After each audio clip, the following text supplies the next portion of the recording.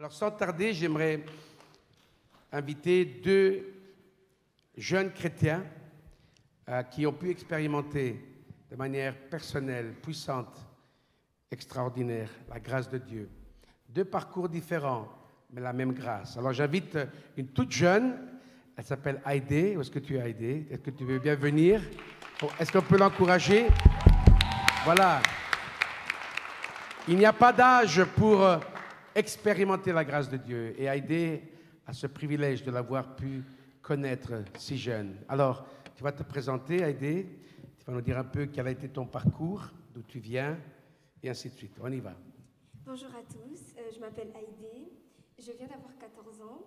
Je suis originaire du Congo. Je suis née dans une famille chrétienne. Mes deux parents étaient chrétiens et parfois nous avions des réunions de prière à la maison.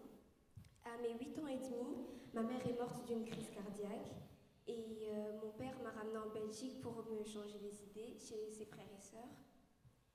Et ma famille en Belgique l'a conseillé de rester vivre ici avec moi. Mais comme il était médecin épidémiologiste au Congo, il a dû y retourner, travailler pendant quelques temps, puis revenir vivre avec moi. Mais pendant ce temps-là, il y a eu la Covid et les frontières ont été fermées. Et les médicaments dont il avait besoin, qui venaient d'ici, normalement, il n'a pas pu les avoir, ce qui fait qu'à mes 9 ans qu'il soit mort aussi. Et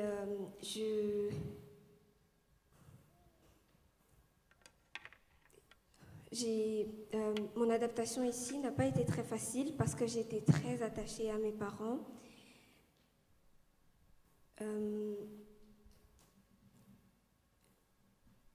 J'avais du mal à me dire que Dieu était encore avec moi. Et quand j'étais petite, je n'ai jamais eu vraiment l'habitude de prier avant de dormir. Et je récitais seulement des psaumes. Et je faisais beaucoup de cauchemars arrivés ici. J'en ai parlé à ma tante, qui, elle, m'a expliqué l'importance de la prière.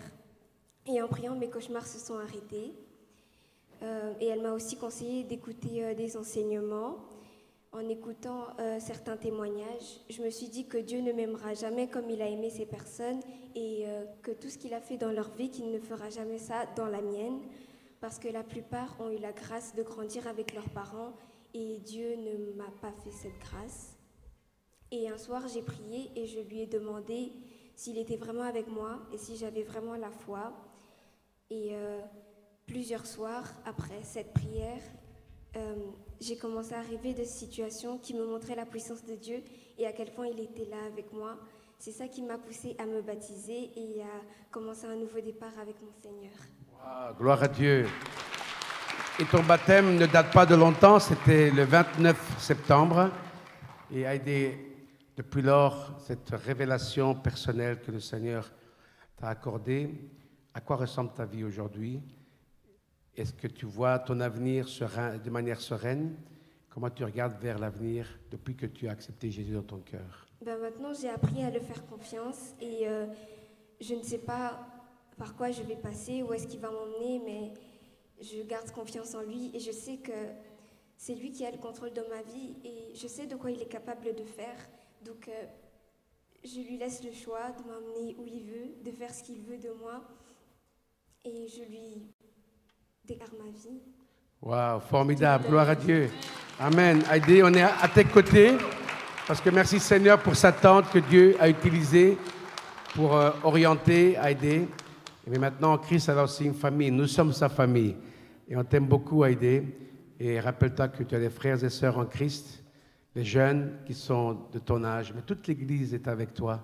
Que le Seigneur te bénisse. Dieu a des plans merveilleux pour ta vie. Il a un avenir brillant pour toi, crois-le-moi. Et le Seigneur va te conduire pas à pas. Il sera fidèle alors que tu es fidèle avec lui. Amen.